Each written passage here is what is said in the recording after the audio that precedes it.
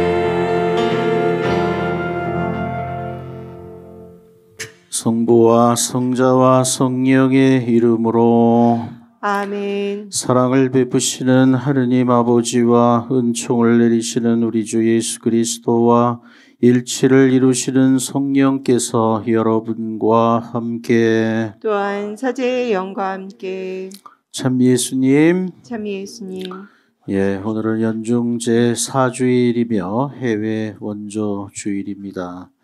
오늘 미사는 여기 모인 이들과 방송으로 함께하는 모든 이들의 가정을 위해서, 청년 성서 모임을 위하여, 해외 성서가족들을 위하여, 그리고 이태원 참사 희생자와 가족들을 위해서, 그리고 정재현 소아대리사의 어머니 최막달리나의 건강 회복을 위해서, 그리고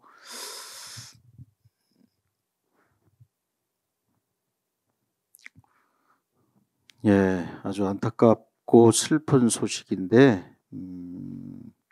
2002년 서품이고 현재 가락 이동 본당 주임 신부를 아마 1년 전에 첫 주임 신부로 나간 송재영 야고보 신부, 그 금요일 날 북한산으로 혼자 산행을 간 모양인데 실종돼 가지고 그 토요일 날 경찰이 그 북한산을 갔다고 하니까 이제 수색을 해가지고 그 북한산도 이 이 바위 이렇게 해서 험한 데가 많아요. 아마 산행을 잘 다니는 신부고 굉장히 이렇게 좋아하는 신부인 것 같은데 실족사로 토요일 날 발견이 됐습니다. 그래서 화요일 날 10시 명동에서 장례미사를 한다고 합니다. 가락 이동 주임 신부 본당 신자들은 얼마나 깜짝 놀랐겠어요. 하여튼 송재영 야고보 신부님 나도 뭐 잘은 모르지만 너무 안타까운 죽음입니다. 연미사로 봉헌하겠습니다. 형제 여러분, 구원의 신비를 합당하게 거행하기 위하여 우리 죄를 반성합시다. 전능하신 하느님과 형제들에게 고백하오니 생각과 말과 행위로 죄를 많이 지었으며 자주의무를 소홀히 하였나이다. 제 탓이요 정이 큰 탓이옵니다. 그러므로 간절히 바라오니 평생 동정이신 성모 마리아와 모든 천사와 성인과 형제들은 저를 위하여 하느님께 빌어주소서. 전능하신 하느님, 저희에게 자비를 베푸시어 죄를 용서하시고 영원한 생명으로 이끌어 주소서. 아멘. 주님, 자비를 베푸소서. 주님 자비를 베푸소서. 그리스도님, 자비를 베푸소서. 그리스도님 자비를 베푸소서. 주님, 자비를 베푸소서. 주님 자비를 베푸소서. 하늘 높은 데서는 하느님께 영광, 땅에 사는 주님께서 사랑하시는 사람들에게 평화. 주 하느님, 하늘의 임금님, 전능하신 아버지 하느님, 주님을 기리나이다 찬미하나이다. 주님 영광 크시오니 감사하나이다. 외아들 주 예수 그리스도님, 주 하느님 성부의 아드님, 하느님의 어린 양, 세상의 죄를 없애시는 주님, 저희에게 자비를 베푸소서. 세상의 죄를 없애시는 주님, 저희의 기도를 들어주소서. 성부 오른편에 앉아 계신 주님, 저희에게 자비를 베푸소서. 홀로 거룩하시고 홀로 주님이시며 홀로 높으신 예수 그리스도님, 성령과 함께 아버지 하느님의 영광 안에 계시나이다. 아멘. 기도합시다. 자비로우신 주 하느님, 저희가 마음을 다하여 주님을 공경하며 그리스도의 사랑으로 모든 사람을 사랑하게 하소서. 성부와 성령과 함께 천주로서 영원히 살아계시며 다스리시는 성자 우리 주 예수 그리스도를 통하여 비나이다. 아멘. 스바냐 예언사의 말씀입니다. 주님을 찾아라. 그분의 법규를 실천하는 이 땅의 모든 겸손한 이들아. 의로움을 찾아라. 겸손함을 찾아라. 그러면 주님의 분노의 날에 너희가 화를 피할 수 있으리라. 나는 내 한가운데 가난하고 가련한 백성을 남기리니 그들은 주님의 이름에 피신하리라. 이스라엘의 남은 자들은 불의를 저지르지 않고 거짓을 말하지 않으며 그들 입에서는 사기치는 혀를 벗지 못하리라. 정녕 그들은 아무런 위협도 받지 않으며 불을 뜯고 몸을 누이리라. 주님의 말씀입니다. 하느님 감사합니다. 화답성으로 73번 말씀을 나에게 주셨네 부르겠습니다.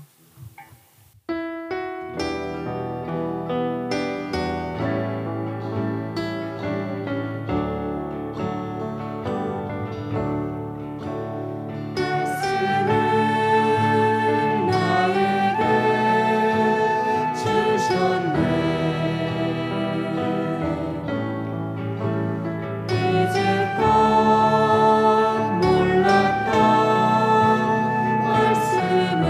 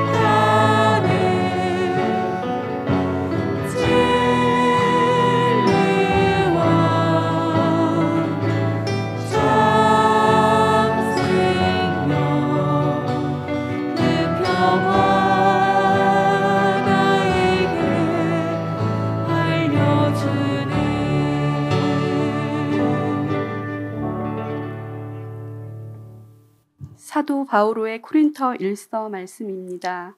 형제 여러분, 여러분이 부르심을 받았을 때를 생각해 보십시오. 속된 기준으로 보아 지혜로운 이가 많지 않았고 유력한 이도 많지 않았으며 가문이 좋은 사람도 많지 않았습니다. 그런데 하느님께서는 지혜로운 자들을 부끄럽게 하시려고 이 세상의 어리석은 것을 선택하셨습니다. 그리고 하느님께서는 강한 것을 부끄럽게 하시려고 이 세상의 약한 것을 선택하셨습니다. 하느님께서는 있는 것을 무력하게 만드시려고 이 세상의 비천한 것과 천대받는 것, 곧 없는 것을 선택하셨습니다. 그리하여 어떠한 인간도 하느님 앞에서 자랑하지 못하게 하셨습니다. 그러나 하느님께서는 여러분을 그리스도 예수님 안에 살게 해주셨습니다. 그리스도께서는 우리에게 하느님에게서 오는 지혜가 되시고 의로움과 거룩함과 속량이 되셨습니다. 그래서 성경에도 자랑하려는 자는 주님 안에서 자랑하라고 기록되어 있습니다. 주님의 말씀입니다. 하느님 감사합니다. 할렐루야. 기뻐하고 즐거워하여라. 너희가 하늘에서 받을 상이 크다. 할렐루야. 주님께서 여러분과 함께 또한 서재의 영과 함께 마테오가 전한 거룩한 복음입니다. 주님 영광 받으소서. 그때 예수님께서는 군중을 보시고 산으로 오르셨다. 그분께서 자리에 앉으시자 제자들이 그분께 다가왔다. 예수님께서 입을 여시어 그들을 이렇게 가르치셨다. 행복하여라. 마음이 가난한 사람들, 하늘나라가 그들의 것이다. 행복하여라. 슬퍼하는 사람들, 그들은 위로를 받을 것이다. 행복하여라. 온유한 사람들, 그들은 땅을 차지할 것이다. 행복하여라. 의로움에 줄이고 목마른 사람들, 그들은 흡족해질 것이다. 행복하여라. 자비로운 사람들, 그들은 자비를 입을 것이다. 행복하여라. 마음이 깨끗한 사람들, 그들은 하느님을 볼 것이다. 행복하여라. 평화를 이루는 사람들, 그들은 하느님의 자녀라 불릴 것이다. 행복하여라. 의로움 때문에 박해를 받는 사람들, 하늘나라가 그들의 것이다. 사람들이 나 때문에 너희를 모욕하고 박해하며 너희를 거슬러 거짓으로 온갖 사악한 말을 하면 너희는 행복하다. 기뻐하고 즐거워하여라. 너희가 하늘에서 받을 상이 크다. 주님의 말씀입니다. 그리스도님 찬미합니다. 예, 안녕하세요. 예, 오늘 연중 제4주일의 말씀들은 행복에 관한 가르침입니다. 인간 삶의 충만한 시련을 지향하는 것이 행복이라면 과연 진정한 행복이란 무엇이며 행복하기 위해서 우리가 어떻게 살아야 하는지에 대한 깨우침을 주는 내용이라고 할 것입니다. 사실 우리가 하느님을 믿는 신앙인으로 살아가고 있는 이유도 행복해지기 위해서가 아니겠습니까? 그 행복은 우리가 죽은 후 천국에 가서 누리는 것만이 아니라 살아있는 지금 여기서부터 누리는 행복이어야 할 것입니다. 특히 행복하여라. 마음이 가난한 사람들, 하늘나라가 그들의 것이다로 시작하는 오늘 마태복음 5장의 산상설교는 행복에 대한 가장 중요한 핵심적인 가르침입니다. 예수님께서는 행복에 이르기 위해서 8가지 길을 실천하라고 말씀하십니다. 그런데 이 길은 모두가 필연적으로 인간적인 본성과 세상에 대한 욕심과 집착을 넘어서야 하는 어려움을 받아들여야 하는 것입니다. 마음이 가난해지기 위해서는 소유욕을 버려야 하고 죄와 악에 대해 슬퍼하기 위해서는 무절제한 쾌락을 포기해야 하고 온유해지기 위해서는 분노, 시기 등의 공격적인 성향을 내려놓아야 하고 의로움에 줄이고 목마르기 위해서는 불의를 낳는 사욕과 이기심을 버려야 합니다. 다른 사람들에게 자비롭기 위해서는 자신의 이익을 찾는 경향을 절제해야 하고, 마음이 깨끗해지기 위해서는 나쁜 생각과 나쁜 감정을 내려놓아야 하고, 평화를 이루기 위해서는 불화와 반목을 일으키는 감정을 버려야 하고, 의로움 때문에 박해를 받기 위해서는 박해에 대한 두려움을 내려놓아야 합니다. 행복에 이르기 위해서는 이처럼 자신의 악습을 근절하려는 단호한 결단과 이로 인해 발생하는 모든 고통과 불이익을 감수할 각오를 해야 하는 것입니다. 사실 어떤 의미에서 오늘 복음의 이 예수님의 진복 8단 행복에 대한 뭐라고 할까요? 행복론? 그 가르침을 들으면서 당황스러운 사람도 있을 것이고, 그리고 이게 내가 여태까지 내가 이런 행복을 추구하고 살았나? 스스로에게 질문해야 되는 사람도 많을 것입니다. 왜냐하면 전혀 우리는 어쩌면 하느님을 그토록 믿으면서도 반대로 살지 않았나? 하는 질문도 던질 수 있기 때문입니다. 우리가 추구하는 행복은 그저 편안하고 즐겁고, 그리고 좋은 대학 가고 여러분들 안정된 직장을 가지고 가능하면 성공하고 출세하고 그리고 부자가 되고, 그리고 높은 자리에 올라가고 이런 거 아니었나요? 기도를 할 때도 우리는 그런 거 대학 여러분들 그 냉담하던 부모들이, 엄마들이 특히 그냥 성당에 나와서 간절히 기도하는 게 그 수능 100일 기도 때거든요. 그리고 또 주일 미사도 안 나오던 아이들이 고3 때도 안 나오죠. 그냥 엄마가 그냥 기도는 엄마가 할게, 공부는 공부만 해, 이러니까. 그러던 아이들도 수능 전날 그 있잖아요. 각 본당마다 또 다 그 수능 전날 특별 축복 미사를 드려준다고 하면 또 거기는 꾸역꾸역 나와요. 그리고 그 다음날 감사 미사도 나와야 된다고 말을 하지만 그 다음날은 그냥 휑하지, 그냥.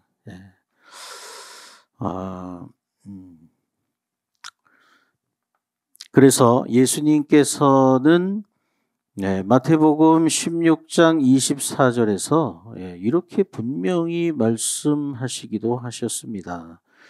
나를 따르고자 하는 자는 매일 자기를 버리고 자기 십자가를 지고 따라야 한다. 오늘 이 말씀을 가지고, 이 복음을 가지고 산상수훈으로 묵상한 사람들 중에 2명 제가 묵상을 나누도록 하겠습니다. 우리 베드로. 행복하여라. 의로움 때문에 박해를 받는 사람들, 하늘나라가 그들의 것이다. 사람들이 나 때문에 너희를 모욕하고 박해하며 너희를 거슬러 거짓으로 온갖 사악한 말을 하면 너희는 행복하다. 기뻐하고 즐거워하여라. 너희가 하늘에서 받을 상이 크다. 오늘 복음 말씀 묵상을 하면서 이건 마음으로 참 받아들여지는 말씀이다라고 생각은 들었지만 머리로는 쉽게 공감이 되지 않았던 것 같습니다. 신부님 말씀대로. 우리 주변을 보면 우리가 미디어에서 접하거나 아니면 여러 가지 이야기로 접했을 사례를 봤을 때 예수님의 말씀을 믿고 따랐던 사람들은 왜 그렇게 모진 고초를 겪어야 했을까라는 의문이 들었고, 또 어떻게 보면 나라를 위해서, 국가를 위해서, 국민을 위해서 정의를 위해 몸바친 분들의 현재 가족들은 왜 현세의 불행 속에 살아야 할까? 왜 낮은 곳에서 묵묵히 선함으로 똘똘 뭉쳐서 사는 사람들은 착해서 문제라는 어떻게 보면 핀잔을 받아야 할까? 그리고 또 정의로운 자들에게는 왜 더 높은 잣대를 들이밀어서 더 그들한테 강요를 하는 것일까? 왜 불행은 사회적 약자들한테 더욱 더 가혹하고 더 힘든 상황을 내몰고 있을까?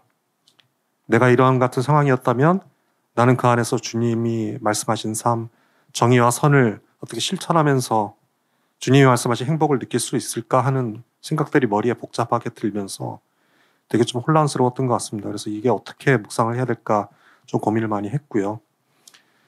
솔직히 많은 경우 내가 위와 같은 상황이 아니라서 정말 다행이다라는 어떻게 보면 진짜 현실의 생각이 좀 많이 앞서곤 합니다. 그러면서 마음의 진정성 없이 공감하는 내가 또 위선이 아닐까 하는 스스로에 대한 실망으로 얻은 묵상의 좀 결론으로 좀 다다르곤 했었던 것 같습니다. 그러다 문득 이번 말씀을 좀 더 곰곰이 생각해보다 보니 온전히 말씀 안에 저를 좀 놔둬야 되지 않을까라는 생각을 했고요. 세상 탓, 그 다음에 세상의 다른 사람들을 보면서 그들을 핀잔하는 다른 사람 탓을 하는 게 아니고 오롯이 내 자신을 살펴봐야 되지 않을까? 내 안을 들여다보라 하신 말씀이 아닐까? 주님 말씀 안에 내가 살고 있다면 위 말씀을 들었을 때 진정으로 나를 향한 위로의 말씀으로 이 말씀이 들리지 않았을까 하는 마음의 작은 뜨거움이 좀 올라왔고요. 그래서 지금까지 내가 힘들고 내가 힘들었다고 하는 시간들, 그 다음에 상처받았다고 하는 본질은 주님이 말씀하신 말씀 안에서 살고자 했던 것에서 비롯됐는지 다시 생각해 봤을 때 그렇지 않았던 것 같습니다. 내가 가진 작은 무언가를 지키기 위해서 본래 내 것이 아니었던 주님이 주신 것을 남들한테 빼앗기지 않기 위해서 그렇게 스스로 상처받고 힘들었던 게 아닐까 싶습니다. 그래서 부자 청년한테 주님이 모든 것을 버리고 나를 따르라 했던 말씀이 그 말씀인 것 같다라는 생각도 들었고요. 그렇게 진정한 주님 안에서 행복은 점점 나에게서 멀어져 갔던 게 아닐까 싶었습니다. 그래서 말씀에 공감할 수 없었던 것 같고요. 말씀에 대해서 위로받고 행복함을 느낄 수 있는 내 신앙을 다시 살펴야겠다. 그러려면 마음속에 이런 작은 욕심들 하나둘 버려놓고 그런 말씀을 찾아야 하겠다라고 생각을 했습니다. 그래야 오늘 말씀을 제대로 공감하고 그 안에서 행복을 하나 두 개씩 찾아나갈 수 있을 것 같다라는 생각이 들었습니다. 아멘. 찬양으로 45번 낮은 자의 하느님 묵상 바치겠습니다.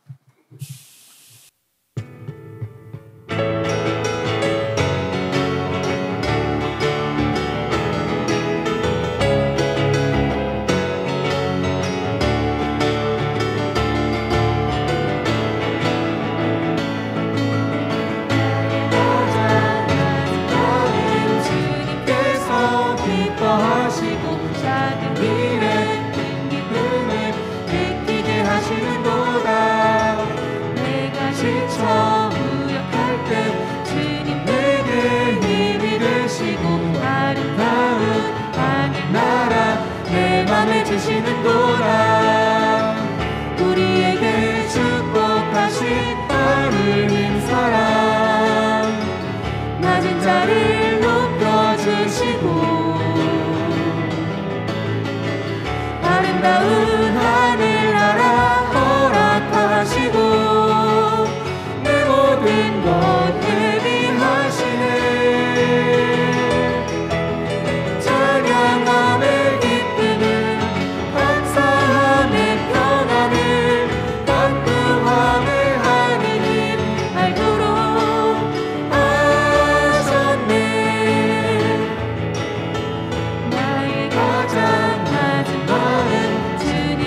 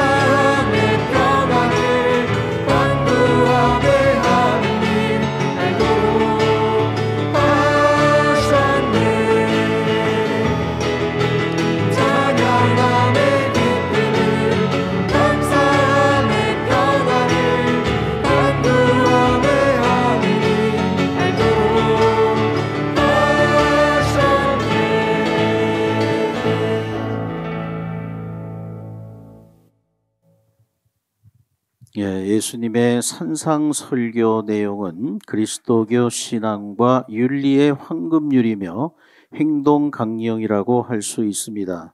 그리고 그 행복의 필요 중분 조건은 철저히 하느님께 기초한 겸손한 믿음에서 출발하는 것입니다. 즉 인간이 어떤 상황에서도 행복할 수 있는 것은 바로 하느님 때문이라는 것입니다. 산상설교, 마음이 가난한 사람은 행복하다, 슬퍼하는 사람은 행복하다, 온유한 사람은 행복하다, 자비를 베푸는 사람은 행복하다, 마음이 깨끗한 사람은 행복하다, 평화를 이루는 사람은 행복하다. 더군다나 예수님 의로움 때문에 박해를 받는 사람은 행복하다. 이게 이해가 가요, 여러분들? 근데 이걸 예수님 때문에라는 걸 붙이면 조금 이해가 갈 수 있어요. 예수님 때문에. 사실 이 진복 8단 산상수훈의 8가지 가르침에 8가지가 있지만 그 가운데 첫 번째, 마음이 가난한 사람은 행복하다. 하늘나라가 그들의 것이다. 그리고 8번째, 의로움 때문에 박해를 받는 사람은 행복하다. 그 다음에도 하늘나라가 그들의 것이다. 하늘나라가 그들의 것이다로 나오는 건 첫 번째하고 8번째입니다. 근데 마음이 가난한 사람, 영으로 가난한 사람, 사실은 이거 그냥 원문을 그대로 번역하면 영으로 가난한 사람이에요. 근데 이것도 사실은 잘 이해가 안 됩니다. 영으로 가난한 게 뭐지? 의로움 때문에 박해를 받는 사람은 행복하다. 이 첫 번째하고 8번째 이 2가지만 하늘나라가 그들의 것이다 라고 돼 있어요. 그러니까 이 첫 번째 것이 다른 모든 것들의 기반이 되는 아주 근본적인 정신을 말하고 8번째 것이 가장 극단적인 행동입니다. 실천입니다. 예수님 때문에. 그러니까 김대건 시부님 생각하면 딱 되잖아요. 도대체 말도 안 되잖아. 그렇게 고생해서 외국에 가서 조선의 첫 신부가 됐는데 아무 활동을 못했어. 신부가 돼가지고 몇 달 만에 체포를 당하고 그 다음에 한 10개월 정도 살았나? 근데 그것도 전부 신부가 돼서 조선 땅에 들어오기 위해서 한 2-3달 보내고 들어와서 체포당해가지고 갇혀서 신문 받고 이러면서 몇 달 지낸 게 다예요. 김대건 시부님은 조선 사제로서 조선의 신자들을 위해서 미사 드리고 고백성사 주고 세례성사 주고 돌아다니고 이런 걸 못했어. 거의 그냥 신부만 됐지 신부가 해야 하는 일을 거의 못했단 말이야. 2번째 신부님인 최영업 신부님은 우리가 잘 알지도 못하고 김대건 신부님에 비해서는 정말 이 2번째인데 그리고 그분은 거의 20년을 그 충청북도 강원도 등지를 낮에는 잡히니까 돌아다닐 수가 없고 밤을 타고 그 산길을 다니면서 수없이 많은 사람에게 미사를 드리고 세례성사를 주고 고백성사를 주고 그랬어요. 어마어마하게 많은. 그분이 세례를 준 게 몇 명이고 다 기록이 돼 있거든요. 근데 김대건 시부님은 한 게 없어. 1번이라는 거 말고는.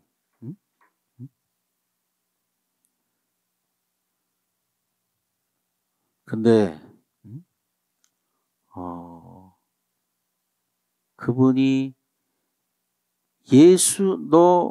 예수님만 버리면 살려줄게. 예수님만 버리면 너 부귀영화를 줄게. 예수님만 버리면 너가 가진 그 지식, 서양, 문물, 우리나라 최초의 유학생이니까, 응? 서양 언어를 하고 서양의 과학을 공부하고 응?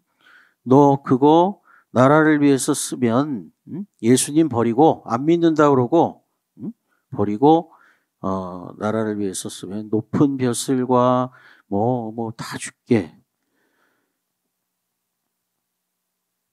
죽는 거 아깝잖아. 그러니까 작전상 그러겠다 그러고, 응? 숨어 다니면서 미사도 드리고 그럴 수 있지 않나? 그래야 되지 않나? 그런 생각 들어요? 응? 우리 사실은 그런 생각으로 우리 적당히 타협하고 살고 있는 거야. 응?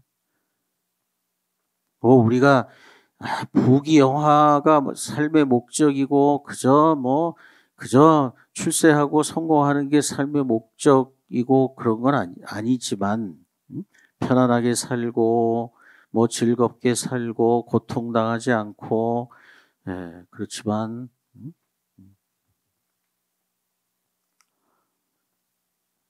마음이 가난한, 영으로 가난한, 이건요 한마디로 얘기하면 일령이가 이거에 대해서 이제 깊이 묵상을 했는데, 예수님을 부정하고 예수님을 떠날 것 같으면 이 세상에 그 어떤 것도 인간적으로는 좋은 거지만 사제직도 생명도 예수님을 떠나는 거라면, 예수님을 부정하고 얻는 거라면 그 어떤 것도 다 포기하는 거야. 그게 마음이 가난한 거예요. 그게 영으로 가난한 거야.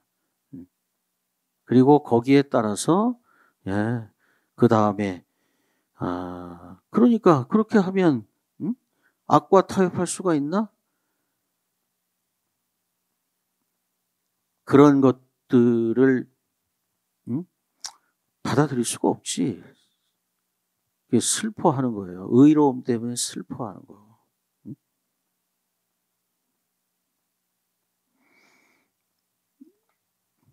그 다음에 오는 그런 것들이 연결이 되는 겁니다. 예수님보다, 하느님보다 인간적인 것, 세속적인 것, 현실적인 것, 물질적인 것, 이 세상의 것들 그 자체로는 나쁜 게 아니지만 예수님을 떠나는 거라면, 부정하는 거라면, 예수님 안에 머물 수 없는 거라면 그 모든 것들을 예수님보다 더 중요하게 여기지 않는 겁니다. 아니, 그냥 포기하는 거예요. 생명조차도.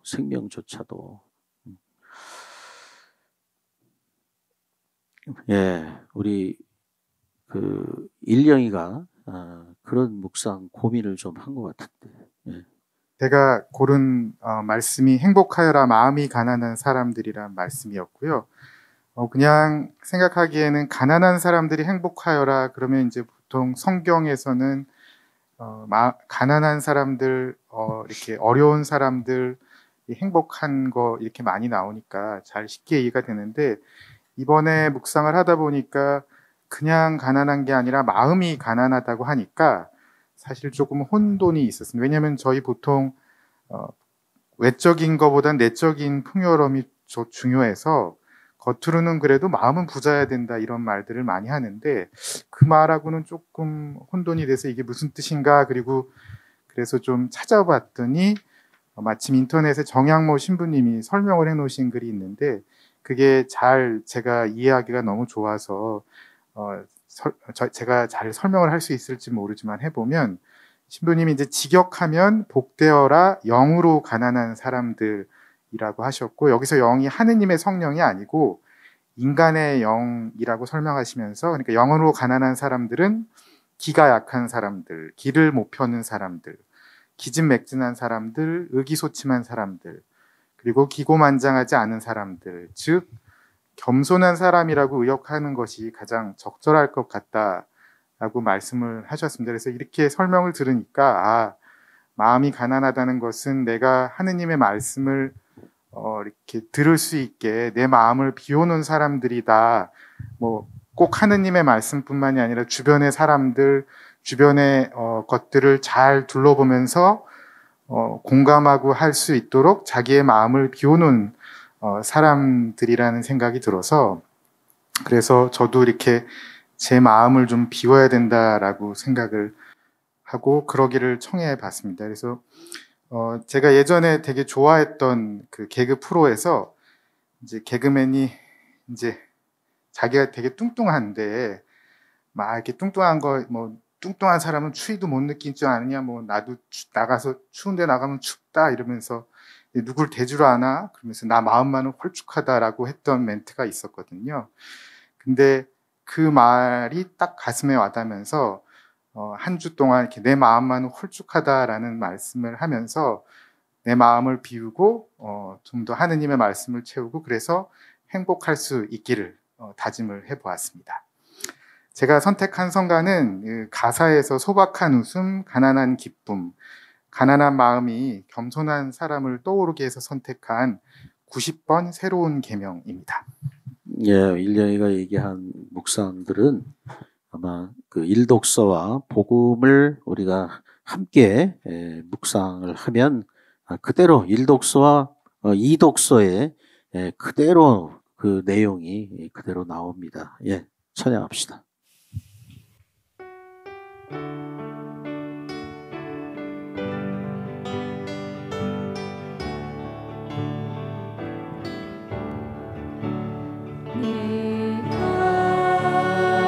너희를 사랑한 것처럼 너희도 서로 사랑하여라.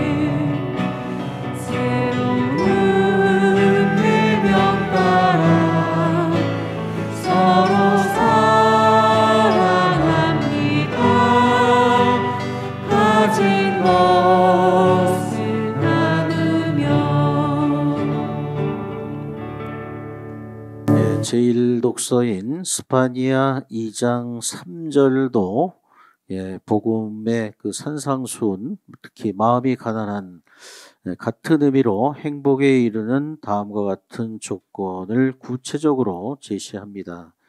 주님을 찾아라. 그분의 법규를 실천하는 이 땅의 모든 겸손한 이들아. 의로움을 찾아라. 겸손함을 찾아라. 그러면 주님의 분노의 날에 너희가 화를 피할 수 있으리라. 주님을 찾아라. 의로움을 찾아라. 겸손함을 찾아라. 이게 거의 똑같은 말이에요. 주님을 믿는데 주님의 말씀대로 살고는 싶은데 의롭게 살려고 하면 의롭지 않은 나보다 힘센 놈한테 밟혀서 내가 다 하는데 내가 잘못하면 있는 것도 뺏기게 되는데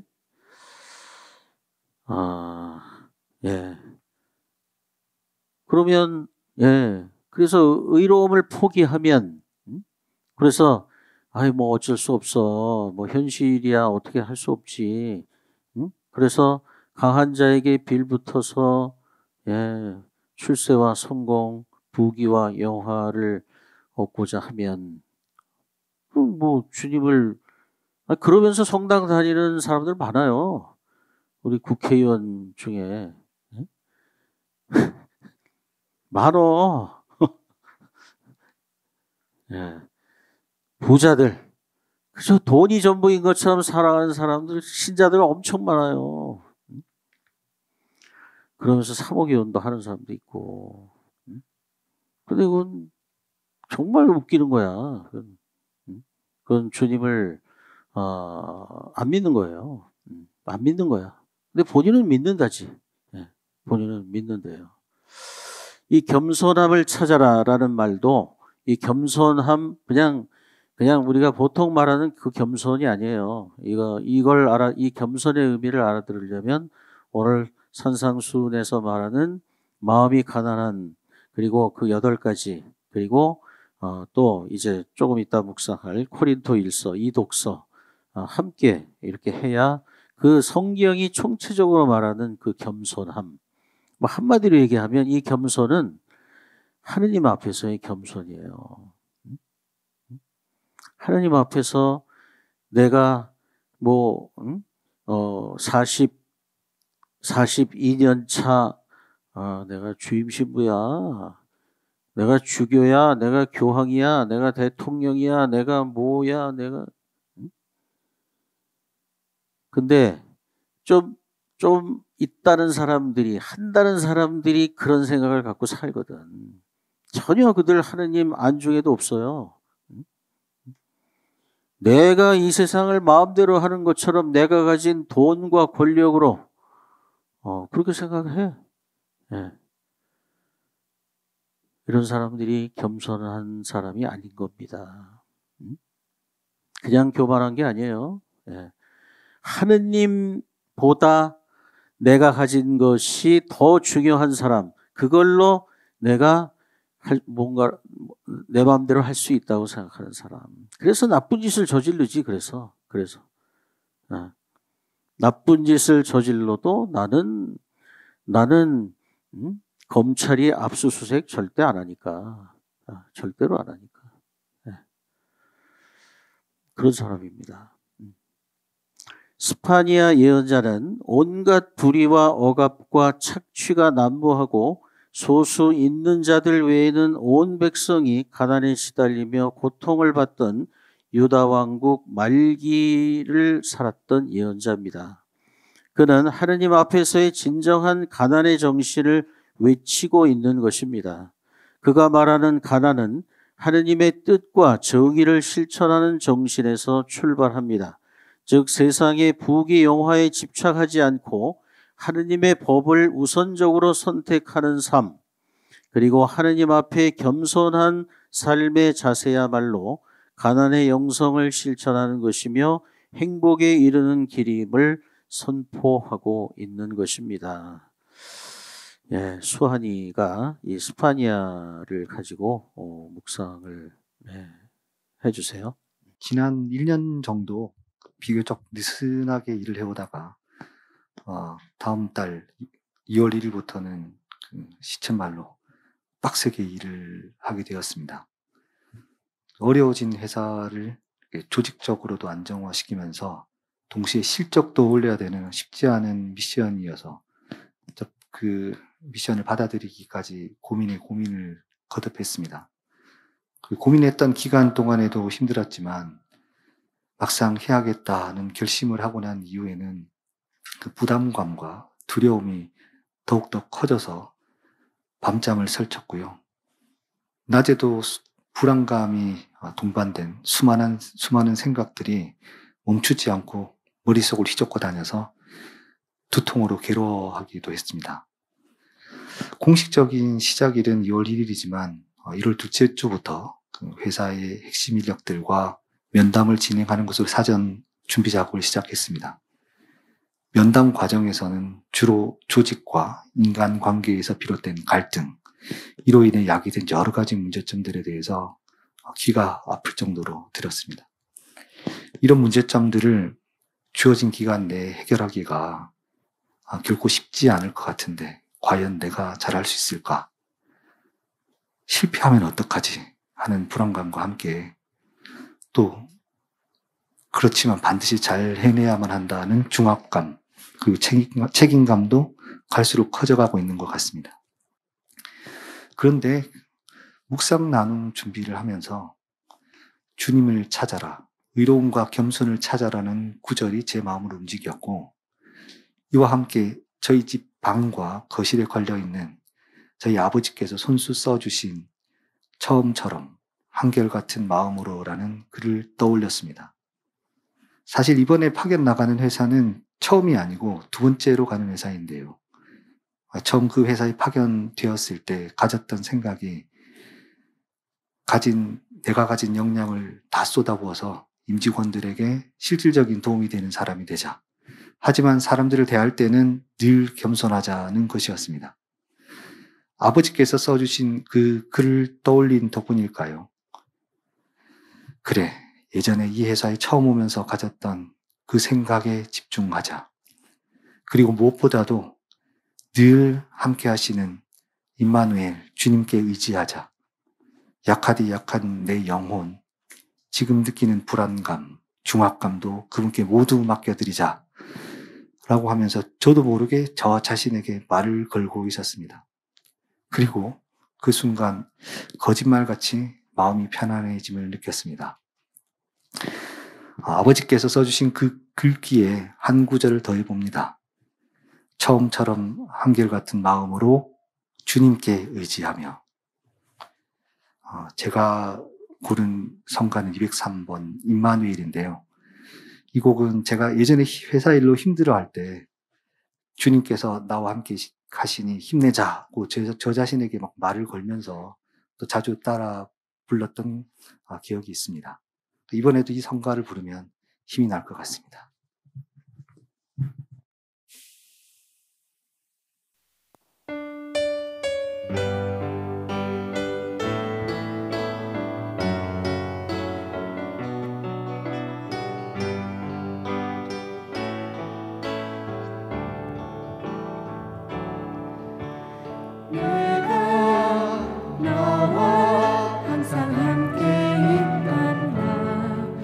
두려움에 떨지 마라 나의 아들아 지금 무엇 생각하고 있느냐 지친 너의 맘을 내가 안다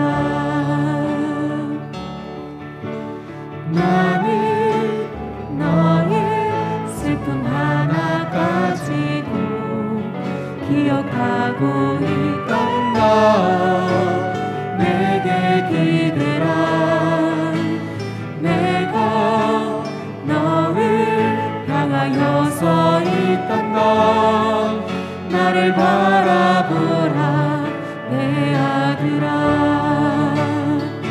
임마누엘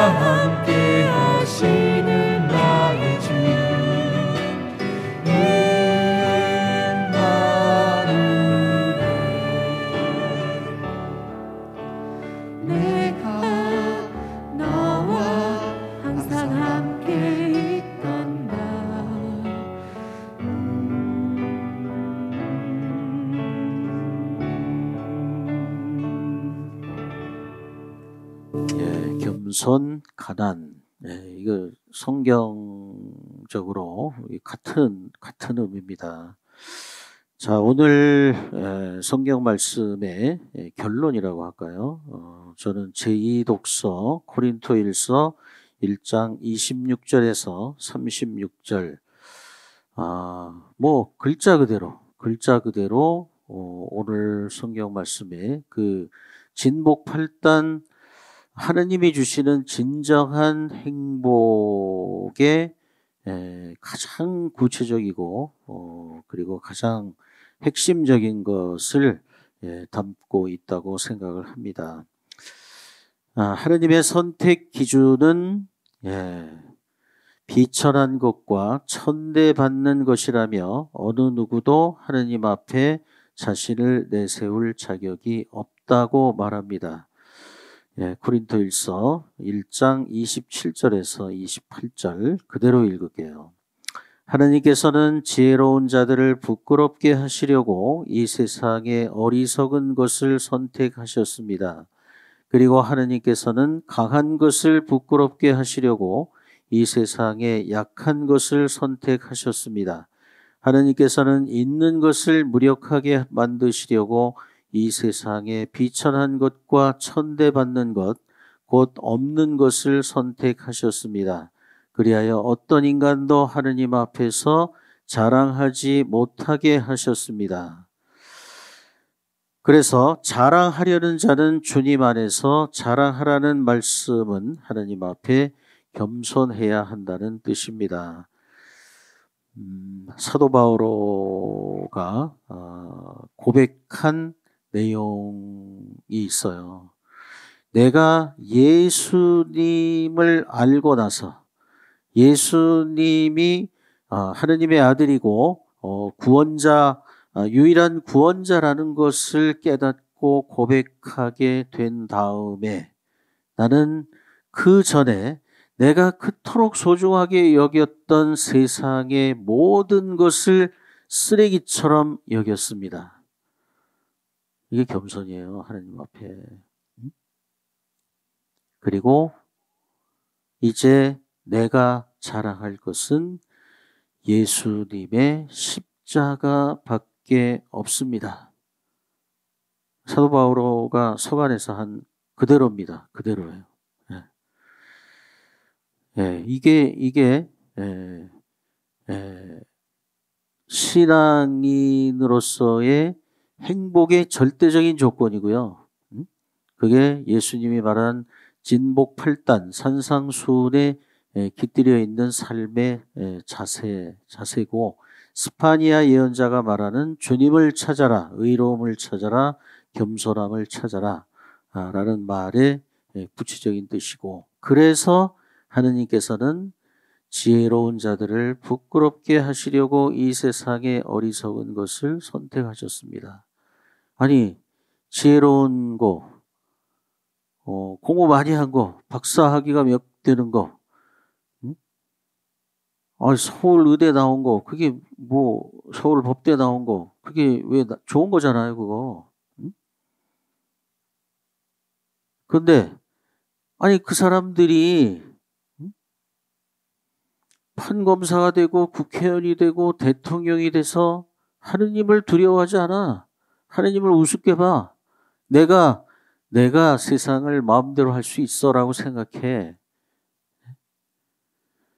그래서 하느님께서는 그들을 통해서는 아무것도 못하시고 이 세상에 어리석은 바보, 미련퉁이,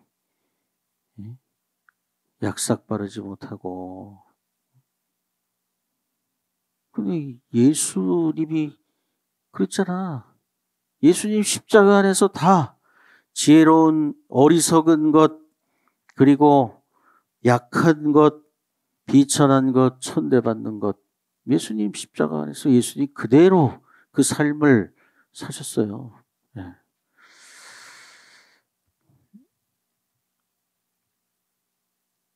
겸손이야말로 하느님의 축복을 받고 이 세상에서 어떠한 삶의 상황, 이 세상은 우리 마음대로 어떻게 할 수가 없잖아요. 아니 뭐 지금의 이 시대 정치 경제 문화 이거 우리 마음에 안 드는 거 복음에 어긋나는 거 많지만 어떻게 할 수가 없잖아. 응? 방법이 없잖아. 좀 나아지는 것 같으면 또 원상 또 옛날로 돌아가고 또 응? 역사는 이렇게 발전하는 게 아니에요. 이렇게 되는 거야. 이렇게. 근데 길게 보면 올라가고 있지. 응? 계속 퇴보하는 것 같지만 조금씩 올라가고 이게 그리스도교의 역사관이에요. 응? 그렇지만 이렇게 되는 이 가운데서도 응? 응? 이 가운데서 하느님을 놓는 사람 많지. 에이 소용없어. 사랑 뭐 진실 정의 나부터 살아야 돼. 응? 응? 예. 근데 이런 가운데서도 이걸 믿으면서 견뎌내고 이걸 되풀이하는 사람. 이 사람이 행복한 사람이라는 거예요. 이런 사람들을 통해서 하나님께서는 당신의 구원의 역사를 계속하신다. 계속하신다.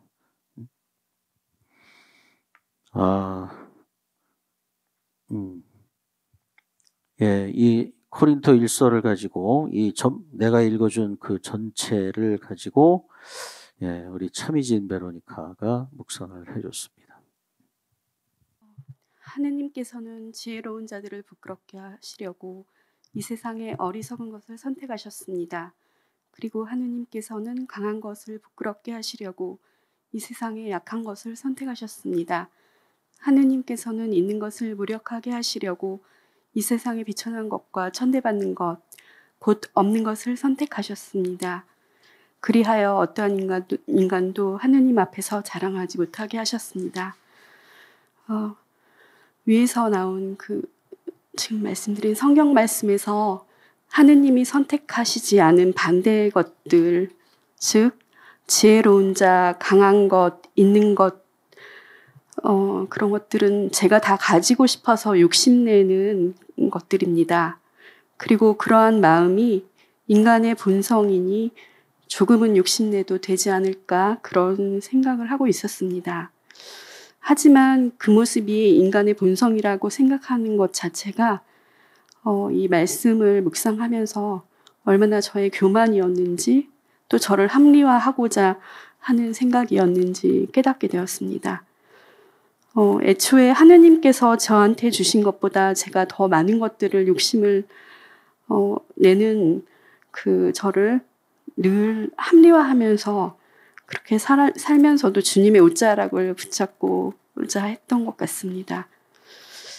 사실 제가 묵상 글에는 쓰지를 않았는데 묵상하면서 이제 제가 이렇게 욕심냈던 그런 구체적인 예가 생각이 난 게 있었는데 조금 부끄럽지만 용기 내서 한번 말씀을 드려보겠습니다.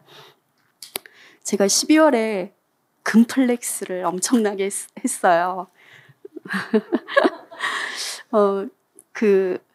사실 그 금플렉스를 하게 된 첫 시작은 고등학교 졸업하는 딸아이를 위해서 묵주반지랑 십자가 목걸이를 선물해주고 싶었는데 이왕이면 금으로 해주자 좀 더 그런 마음에서 이제 그리고 그 선물이 아이의 신앙생활에 도움이 됐으면 좋겠다 하는 마음에서 그렇게 이제 시작을 했고 금을 사려고 보니까 엄청 비싼 거예요. 생각보다 옛날 저희 때보다 아이들 어렸을 때보다 뭐 몇 배가 올라서 엄청 비싸서 그 자금을 어떻게 마련할까 하다가 제가 가지고 있던 폐물을 절반을 팔았어요. 안 하고 다니는 저는 원래 좀 귀금속 같은 거에 관심이 없어서인지 한 번도 그걸 사겠다는 생각을 해본 적이 없었고 폐물도 거의 안 하고 다녔기 때문에 그대로 있는 거를 옷장 속에 넣어놓고 사느니 아이한테 그렇게 선물해주면 되게 의미가 좋은 의미일 것 같아서 그렇게 시작을 했는데 이제 아이가 자기 묵주 반지가 싫다는 거예요. 그래서 다른 반지로 사주고 그러면서 뭐 팔찌도 사주고 목걸이도 사주고 근데 이제 십자가 목걸이 하나 겨우 어떻게 좀 마음에 들어하는 게 있어서 사주고 이렇게 하면서 아이한테 이렇게 사주면서 내 거를 팔았는데 나도 가져야 되겠다 이 생각에 정말 결혼하고 처음으로 금목걸이, 반지, 팔찌 이렇게 막 완전히 눈이 뒤집혀지다시피 해서 금만 보고 다녔던 것 같아요. 그래서 근데 그런 저를 보고 남편이 금에 환장한 사람 같다고 그 이야기를 듣는 순간에 사실 너무 부끄러워서 이제 아이한테는 그 엄마가 너의 신앙생활을 위해서 이렇게 투자를 한 거고 그리고 엄마가 뭐 이런 걸 막 좋아하는 사람이 아니라 그 금은 가지고 있으면 나중에 어려운 때 팔아서 쓸 수 있는 재산이다. 그러면서 아이한테도 어떤 제가 느꼈던 부끄러움을 그렇게 막 저 자신을 합리화시키고 있더라고요. 근데 그 시기가 사실 성탄 전후 시기였어요. 사실 막 그때까지는 남편이 저한테 금에 환장한 사람 같다고 말하기 전까지는 막 그냥 내가 가지고 있던 거 옷장에 묵혀두느니 이렇게 생활하면서 사용하면서 재산으로 가지고 있으면 좋은 거야 이렇게 막 합리화를 했는데 이렇게 좀 부끄러움이 막 밀려오면서 또 그 시기가 정말 예수님이 가장 가난한 곳에서부터 오셨던 그런 시기에 저는 어떻게 보면 그걸 팔아가지고 돈을 가지고 있으면서 좋은 일에 쓸 수 있는 그런 시기였음에도 불구하고 진짜 금에 미쳐서 막 제 거를 막 그렇게 샀던 그런 욕심을 냈던 그런 부끄러운 일이 지금 막 기억이 났고요. 그래서 이번 묵상을 하면서 제가 정말 부족하면 부족할수록 또 약하면 약할수록 없으면 없을수록 하느님은 저를 더 선택하실 텐데 저는 그걸 믿지 못하고 세상의 걸로 저를 강하게 보이고 싶고 또 어떻게 저 자신을 보호할 수 있다는 생각을 했었습니다. 그래서 참 많이 부끄러운 시간이었고 세상의 것들을 많이 가질수록 하느님의 선택에서 제외될 수 있다는 것을 다시 한번 깨닫게 해주는 말씀이었고 제가 지혜로워지고 강해지고 또 더 많이 얻게 될수록 그곳에 시간과 마음을 다 줄 터인데 주님과 함께하는 시간은 그만큼 점점 줄어들 거고 제가 얻은 것들에 대해 또 자랑을 하고 싶어질 터인데 주님이 보시기에 얼마나 가소로워하실지 생각이 들었습니다. 오늘 말씀을 되새기지 않았다면 계속 그렇게 세속적으로 살아가다가 주님의 선택에서 점점 멀어지는 그런 삶을 살 수도 있었겠구나 싶은 생각에 오늘 묵상이 더 소중하게 느껴졌습니다. 어리석어도 약해도 없어도 말씀 안에서 함께 나누고 행복해하며 살다가 하느님의 선택을 받는 삶을 위해서 앞으로 저의 시간을 더 많이 투자해 볼까 합니다. 그리고 제가 선택한 찬양은 삶의 작은 일에도 그분의 마음을 알기를 원하는 그런 마음에서 99번 수원을 선택했습니다. 사랑합니다.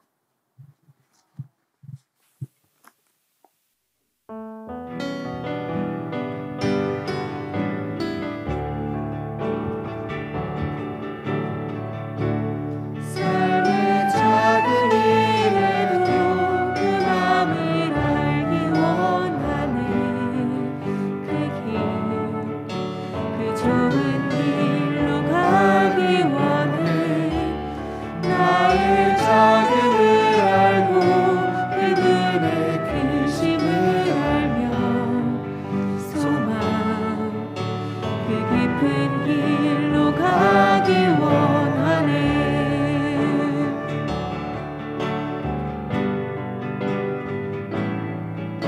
저 높이 솟은 산이 되기보다 여기 오름직한 동산이 되길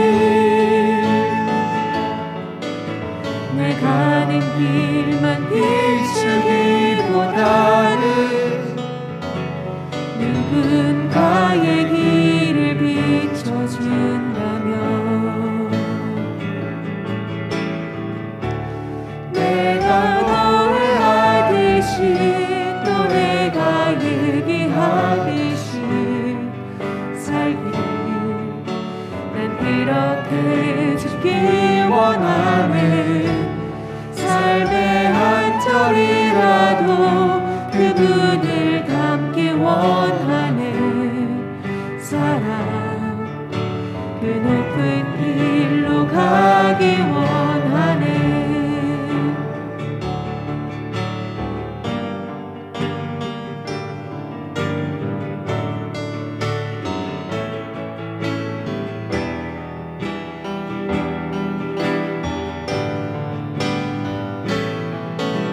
저 높이 솟은 산이 되기보다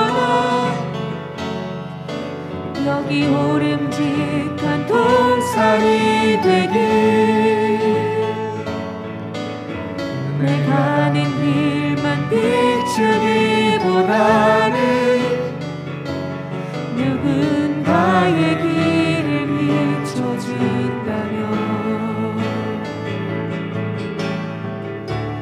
내가 노래하듯이 또 내가 얘기하듯이 살길 난 그렇게 죽기 원하네. 삶의 한 절이라도 그분을 닮기 원하네. 사랑 그 높은 길로 가기 원하네. 그 좁은 길로 가기 원하네. 그 깊은 길로 가기 원하네.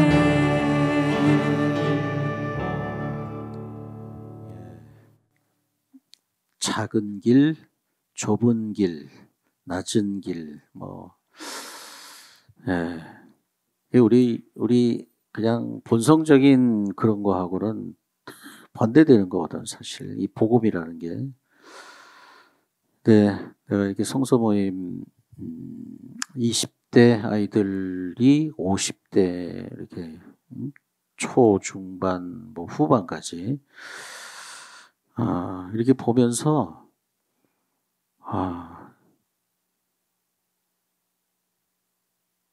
정말 이렇게 아주 잘된 아이들, 물론 구체적으로 누군지 잘 몰라요.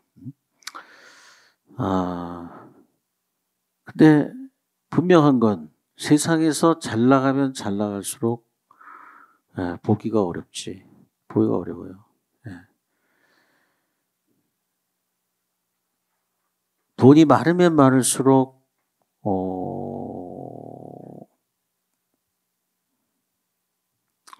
예전에 하느님 안에서 그렇게 아름답고 순수하고 이랬던 그런 것들을 유지하기가 어렵습니다. 그건 내가 실체적으로 봐요. 실체적으로. 그리고 또 삶이 그냥 힘들고 뜻대로 안 되고 이런 아이들도 보기가 어려워요. 근데 그것만은 아니지.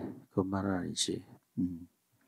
그런 어떤 삶의 고통과 우여곡절 속에서 더 성숙하고 더 20대, 30대 성서 모임에 있을 때보다 더 이렇게 인간적으로나 신앙적으로 성숙해진 아이들을 또 볼 때도 있습니다. 이건 참 여러분들은 그렇게 세상에서 그 흔히 말하는 그렇게 그냥 많이 가진 것도 아니고 높이 올라간 것도 아니고 물론 그렇다고 해가지고 이렇게 먹을 게 없고 입을 게 없고 남보다 그냥 초라하고 그런 것도 아니잖아. 예. 여러분도 행복한 거라고. 행복한 걸 감사할 줄 알았으면 좋겠어요. 그러니까 삶의 어떤 상황이 중요하지 않아. 뭐 부유해지고, 높이 올라가고, 그런 게 나쁜 것도 아니에요. 중요한 거는 어떤 삶의 상황에서도 하느님만은 절대로 놓지 않는 거. 근데 이게 쉽지 않단 말이야. 이게 쉽지 않아요. 이게 정말 어려워요. 그러니까, 내려놔야 돼.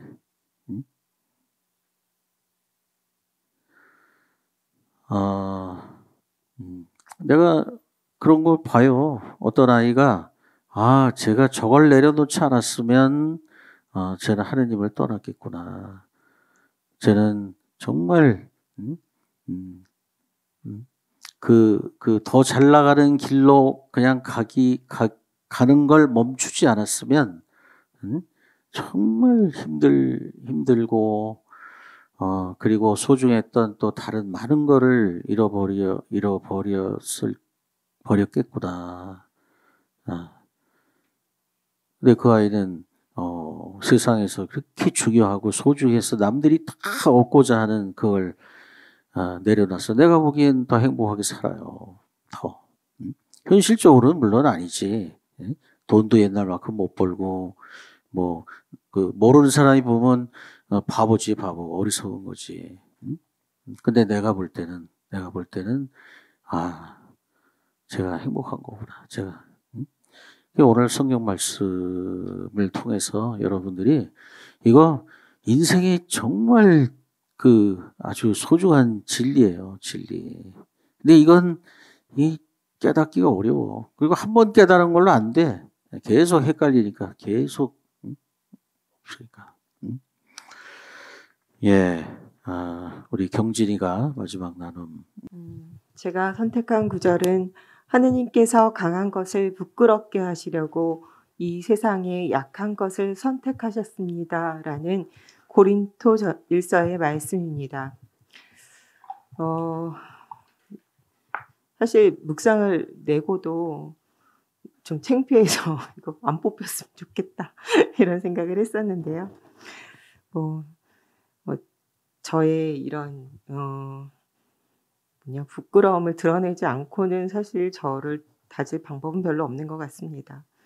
제가 이제 육아와 살림에 지쳐있던 초보 엄마 시절에 그때 무슨 일이었는지는 구체적으로 잘 기억이 안 나는데 애가 잘못을 하면 얼마나 하겠습니까? 근데 제가 막 큰 소리로 야단을 제 안에 있던 다른 화를 이렇게 해소했던 적이 있습니다. 아이는 울고 저는 애를 잡고 막 전쟁을 한바탕 치르게 되죠. 그러면 이제 왜 우는지도 모르고 왜 소리 지르는지도 모르는 상황을 아이하고 이렇게 치르고 하루를 마감하고 목욕시켜서 이렇게 애를 재우는데 애가 엄마 아까 잘못했어요. 이러는 거예요. 그리고 엄마 사랑해 하고 말하는데 너무 부끄러웠던 거예요. 그리고 아니야, 엄마가 아까 너한테 소리내고 화내서 미안해 라고 말해주면서 제가 오히려 막 이렇게 눈물을 흘렸던 것 같아요. 그러니까 제가 오늘 말씀을 들으면서 내가 힘있고 강한가? 내가 그렇게 잘났나? 나도 많이 부족한 사람인데 라는 생각을 하면서도 저는 또 나름대로 집 안에서는 엄마라는 권력을 갖고 있었다는 것을 갖고 있죠. 사실 제 마음대로 하는 거 집에 가면 대부분의 이렇게 안 사람들이 집에 가면은 권력을 많이 휘두르는 거 저도 압니다. 근데 그걸 이용해서 아이의 잘못에 내 감정을 실었던 것이 얼마나 어리석은 행동인지 지금 생각해도 참 창피하고 부끄러운 일입니다. 그런데 그런 엄마의 호통에 자신의 잘못을 돌아보고 애는 오히려 엄마한테 잘못했다고 하고 또 그렇게 말하는 아이를 통해서 엄마의 마음을 쿡 찌르면서 저한테 아주 깊은 반성의 시간을 주었고, 저는 그다음부터 그러지 말아야지 하는 마음을 진짜로 이렇게 깊이 반성하는 한 계기가 되었습니다. 약한 것을 품어줄 마음이 없기 때문에 강한 척을 하고, 또 왜 강아지가 무서우면 더 크게 짖는 것처럼 자기의 약함을 가리기 위해서 더 큰 소리로 고래고래 지르면서 약한 이들에게 겁을 주고 있는지도 모르겠다는 생각이 들었습니다. 너무 힘들고 세상에 살다 보면 어려운 일들이 있으면 성당을 찾거나 성경을 펼치거나 그러면 항상 주시는 대답이 이렇습니다. 내 앞에 있는 어려움을 내가 해결해 줄 것이니 걱정하지 말아라, 이런 약속이나 뭐 어떻게 하라는 확실한 해결책도 없이 그냥 마음이 가난하면 행복하고 나는 더 약한 것을 선택할 것이고, 이런 말씀을 통해서 저한테 무엇을 얘기해 주시려고 하는지 다시 돌아보게 됩니다. 강한 것을 부끄럽게 하시려고 약한 것을 선택하시고, 있는 것을 무력하게 만드시려고 세상에 비천한 것, 천대받는 것, 곧 없는 것을 선택하신 하느님께 자랑할 것이 없는 나약함을 고백합니다. 지나고 나면 제게 주셨던 역경을 통해서 정말 많은 말씀을 들려주고 계셨다는 것을 알게 하시고, 또 다 알아들은 것처럼 살다가도 다시 제 앞에 파도가 닥치면 또 두려움, 원망 뭐 이런 것들에 사로잡혀서 또 어떻게 해야 하나 이런 생각들을 할 때가 많습니다. 마음이 가난하고 슬프고 외로움에 줄인 이들을 행복하다고 하신 예수님 말씀이 강한 자가 부끄러움을 모르는 지금의 우리의 삶 속에서 강한 힘을 발휘해 주시기를 간절히 청합니다. 사랑합니다. 네, 저는 아까 시작성가로도 했었는데요. 약할 때 강함 주시네라고 시작되는 이 성가가 오늘 이 말씀의 신비를 알게 해주시는 그런 성가라고 생각해서 주저없이 이 성가를 택했습니다. 152번 주 나의 모든 것 함께 부르겠습니다. 예, 나도 입당 성가하고 이걸 묵상 찬양 성가 2번 반복. 경진이가 내가 이걸 보냈더니 왜 두 번 이건 2번 하는데요. 그래가지고 그건 오늘 미사의 주제가라 한 번 더 하는 거야. 내가 그랬는데 예 그렇습니다. 그 부르기 전에 오늘 마지막 묵상 찬양곡인데 인생의 뭐 더하기 곱하기 하나의 뭐 누가 만든 이야기인데 오늘 성경 말씀 뭐 강론 우리들의 묵상을 그냥 아주 뭐라 그럴까 이렇게 명확하게 정리해 주는 얘기 같아요. 오늘 우리 본당 미사 때도 강론 마치면서 이제 이야기를 했는데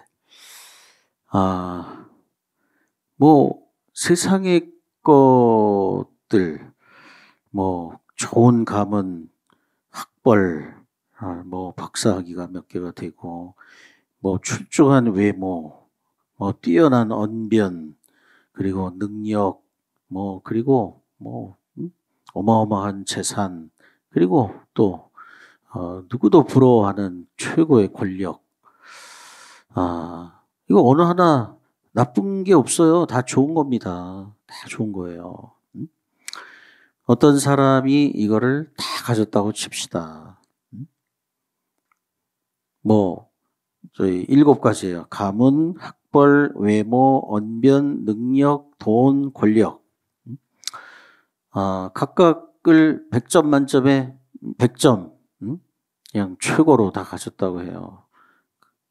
세상의 거는 더하기를 하는 거래요. 700. 뭐 완벽한 거지. 모든 걸 가졌어. 근데 여기에 또 결정적인 하나가 필요한데 이거는 더하기가 아니고 곱하기라고 합니다. 그게 겸손이래요. 오늘 이 1독서, 2독서, 복음, 성경이 말하는 하느님 앞에서의 겸손한 자, 의로운 자, 뭐 가난한 자. 겸손이 빵점이면 앞에 거 아무 소용이 없어요. 뭐 100만 점이라고 하더라도 곱하기 0은 0이에요. 예. 이게 오늘 진복 8단 산상수훈이 말하는 또 1독서, 2독서가 구구절절히 설명하는 내용입니다. 예. 겸손. 그러니까 공부 많이 한 사람이 겸손하지 않으면 이 겸손은 그냥 인간적인 겸손으로만 알아들으면 안 돼요. 예. 돈이 많은 사람이, 권력이 많은 사람이 그러면 주변에 다른 사람들은 너무너무 고통스럽게 살지, 불행하게 살지. 그리고 한 회사를 경영하는 사람이라면 그 회사는 뭐 난리가 나겠지. 한 국가라고 하면 그 국가는 혼란스럽고, 본인은 행복할까요? 본인은 죽음의 길을 가는 거예요. 멸망의 길을 가는 거야. 그게 언제인지만 달린 거지, 반드시. 그럼 우리 뭐 10년, 20년, 30년, 40년 우리의 근세사를 봐도 뭐 확실하고요. 100년, 200년, 300년을 돌이켜보면 뭐 1000년, 2000년을 돌이켜보면 말할 것도 없고, 그게 진리예요. 성경이 말하는 겸손하지 않고는, 하느님 앞에 겸손하지 않고는 절대로 행복할 수 없다. 아니, 이 세상의 것들을 많이 가지면 가질수록 더 불행해진다. 겸손하지 않고는. 그래서 주 나의 모든 것, 약할 때 강함 되시네. 주 나의 모든 것. 오늘 우리 마지막 찬양으로 신앙 고백과 함께 봉헌합시다.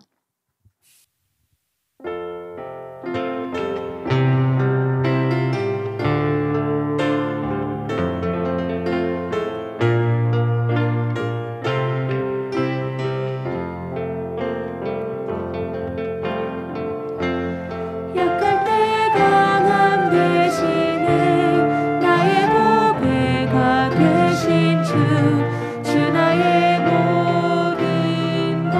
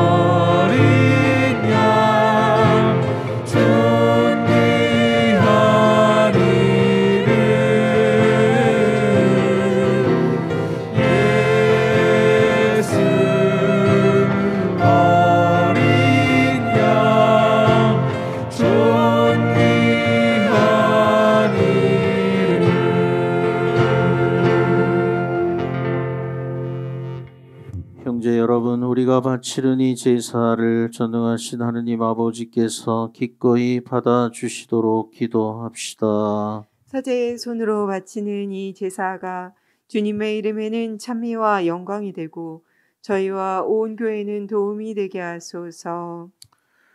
주님, 저희가 주님의 제단에 예물을 올리오니 너그러이 받아들이시어 저희 구원의 성사가 되게 하소서. 우리 주 그리스도를 통하여 비나이다. 아멘. 주님께서 여러분과 함께 또한 사제의 영과 함께 마음을 드높이 주님께 올립니다. 우리 주 하느님께 감사합시다. 마땅하고 옳은 일입니다. 거룩하신 아버지, 전능하시고 영원하신 주 하느님, 우리 주 그리스도를 통하여 언제나 어디서나 아버지께 감사함이 참으로 마땅하고 옳은 일이며 저희 도리어 구원의 길이옵니다. 그리스도께서는 죄 많은 인류를 가엾이 여기시어 동정 마리아에게서 태어나시고 십자가의 고통을 받으시어 저희를 영원한 죽음에서 구원하셨으며 죽은 이들 가운데서 부활하시어 저희에게 영원한 생명을 주셨나이다. 그러므로 하늘의 모든 천사와 함께 저희도 땅에서 주님의 영광을 찬미하며 끝없이 노래하나이다. 거룩하시도다. 거룩하시도다. 거룩하시도다. 온 누리의 주 하느님, 하늘과 땅에 가득 찬 그 영광, 높은 데서 오산나, 주님의 이름으로 오시는 분 찬미 받으소서. 높은 데서 오산나. 거룩하신 아버지, 아버지께서는 모든 거룩함의 셈이시옵니다. 간구하오니 성령의 힘으로 이 예물을 거룩하게 하시어 우리 주 예수 그리스도의 몸과 피가 되게 하소서. 스스로 원하신 수단이 다가오자 예수님께서는 빵을 들고 감사를 드리신 다음 쪼개어 제자들에게 주시며 말씀하셨나이다. 너희는 모두 이것을 받아 먹어라. 이는 너희를 위하여 내어줄 내 몸이다.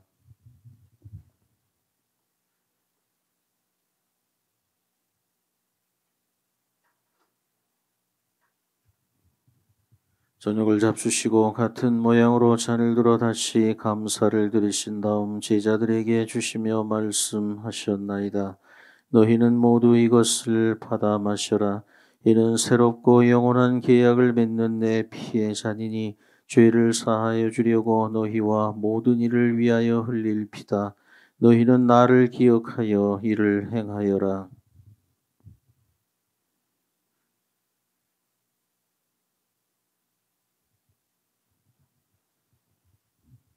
신앙의 신비여, 주님께서 오실 때까지 주님의 죽음을 전하며 부활을 선포하나이다. 아버지, 저희는 그리스도의 죽음과 부활을 기념하며 생명의 빵과 구원의 잔을 봉헌하나이다.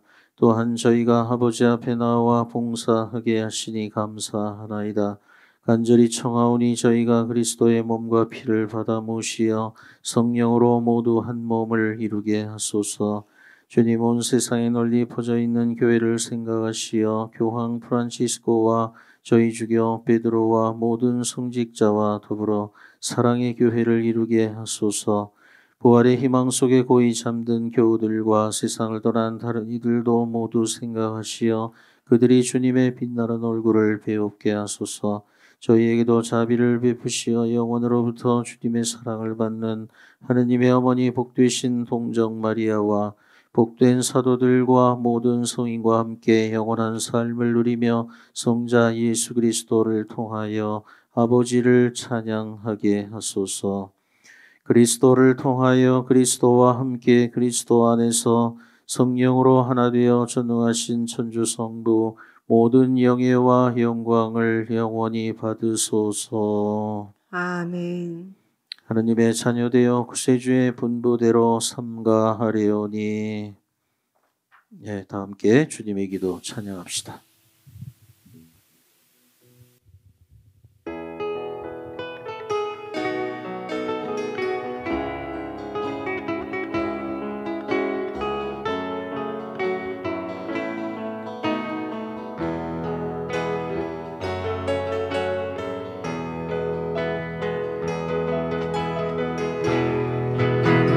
계신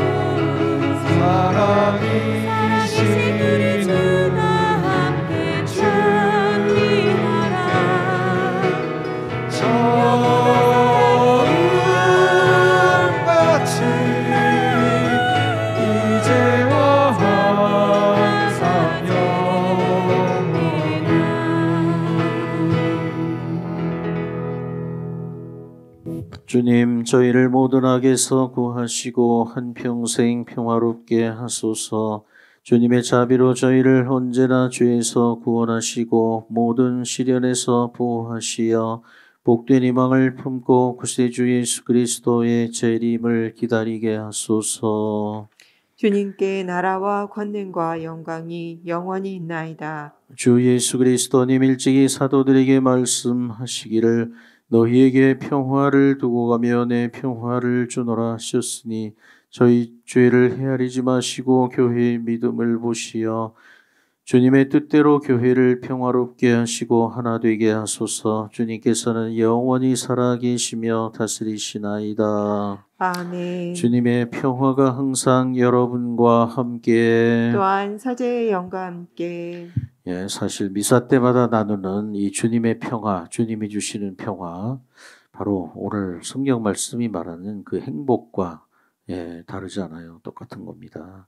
그 평화를 갈구하고 그리고 함께 나누도록 합시다. 평화의 인사를 나누십시오. 평화를 빕니다. 평화를 빕니다. 평화를 빕니다. 하느님의 어린 양, 세상의 죄를 없애시는 주님, 자비를 베푸소서. 하느님의 어린 양, 세상의 죄를 없애시는 주님, 자비를 베푸소서. 하느님의 어린 양, 세상의 죄를 없애시는 주님, 평화를 주소서. 하느님의 어린 양, 세상의 죄를 없애시는 분이시니 이 성찬에 초대받은 이는 복되도다. 주님, 제 안에 주님을 모시기에 합당치 않사오나 한 말씀만 하소서. 제 영혼이 곧 나으리다. 그리스도의 몸. 아멘. 그리스도의 몸과 피는 저를 지켜주시어 영원한 생명에 이르게 하소서.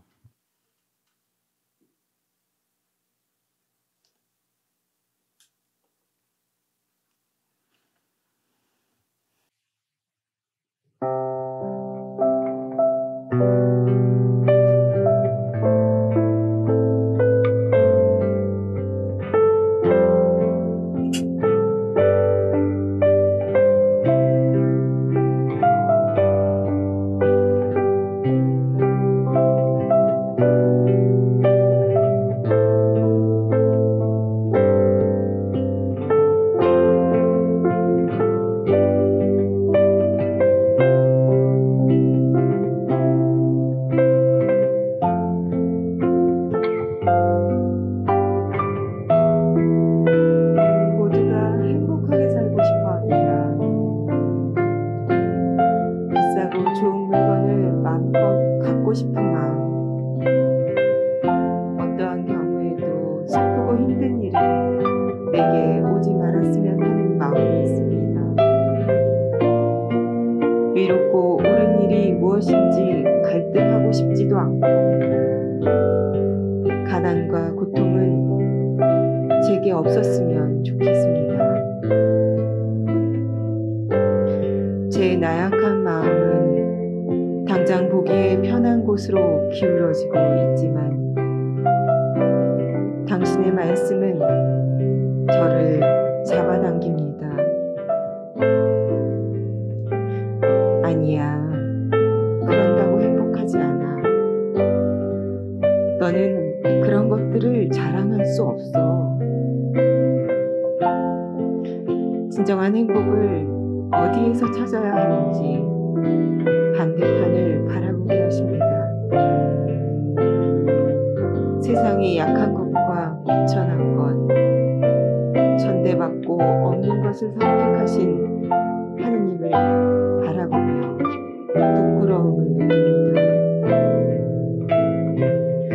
부족한 우리가 당신의 선택을 따라가며 주님을 자랑하게 하소서.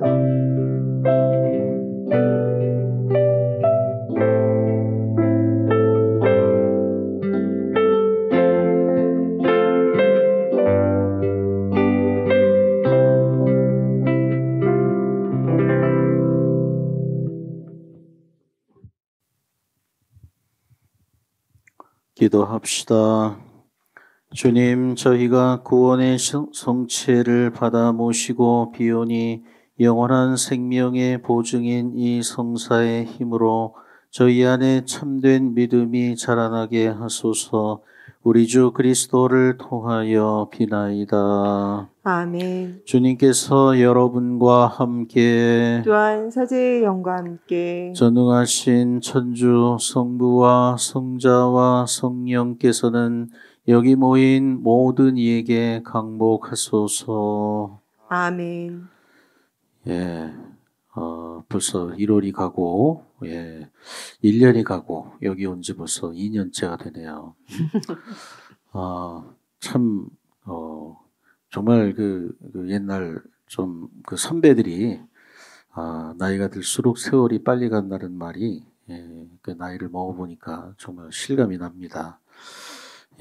더더욱 그래서, 후회 없이 살아야 되겠죠. 잘 살아야 되겠죠. 오늘 말씀들, 그냥 우리가 매일 세수를 열심히 하잖아요.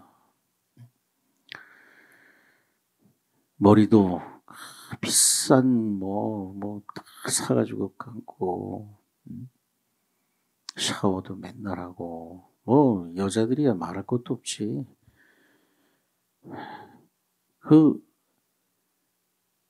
해봐야 금방 더러워질 거.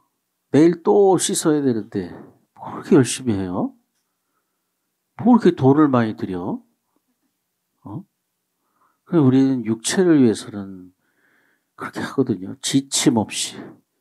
나 세수 지겨워서 못하겠어. 이런 사람 샤워, 지겨워. 그거 매일 어떻게 해? 그런 사람 없거든요. 똑같습니다. 끊임없이 하느님의 말씀을 듣고 묵상하고 내 삶을 돌아보지 않으면 어느 순간에 나도 모르게 원점으로 돌아가 있고요. 어느 순간에 엉뚱한 길로 가고 있고, 그래요. 나도 마찬가지입니다. 나도. 매일 미사하고 강론하면서 저는, 내가 제일 수혜자라고, 확신하고 있어요. 나를 위해서 강론 준비하고 나를 위해서 강론하는 거야. 매일 새로워지지 않으면 우리가 매일 샤워하고 머리하고 머리도 그냥 깎기만 하나? 또 이거 예쁘게 멋지게 하려고 나만 해도 뿌리고 그러잖아. 매일매일. 그 생각을 하면 우리가 매일매일 새롭게 태어나야 된다. 이 성경 묵상들, 이런 거. 정말이에요. 여러분들, 여러분들이야, 이렇게 말씀 안에 꾸준히 남아서 이렇게, 여러분들은, 진짜 축복받은 사람이에요. 여러분들이 역대 성서 가족들 수만 명 가운데 가장 뛰어나고 훌륭하고 열심하고 그래가지고 선택받은 사람은 아니잖아요.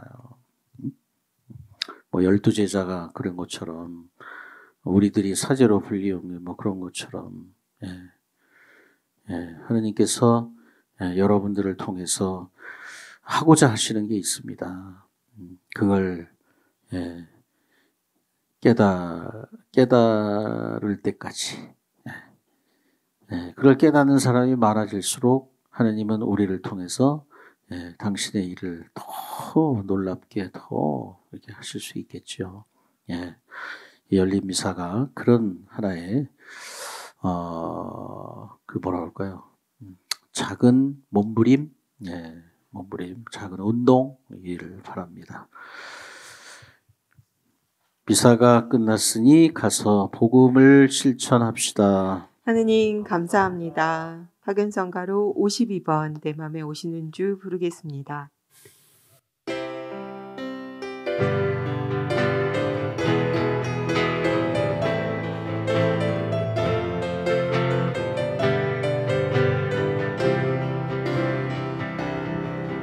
내가 사막 가운데 홀로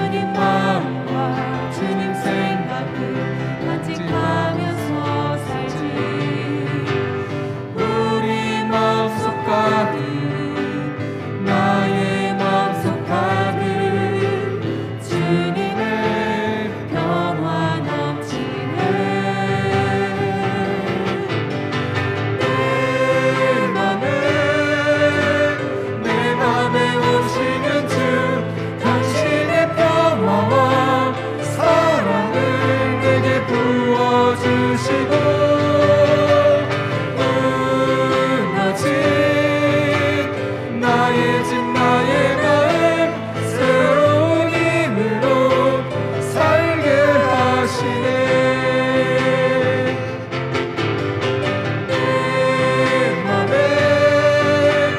내 맘에 오시는 주 당신의 평화와 사랑을 내게 부어주시고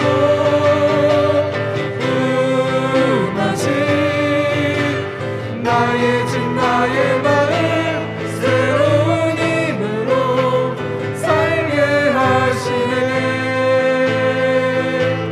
새로운 힘으로 살게 하시네.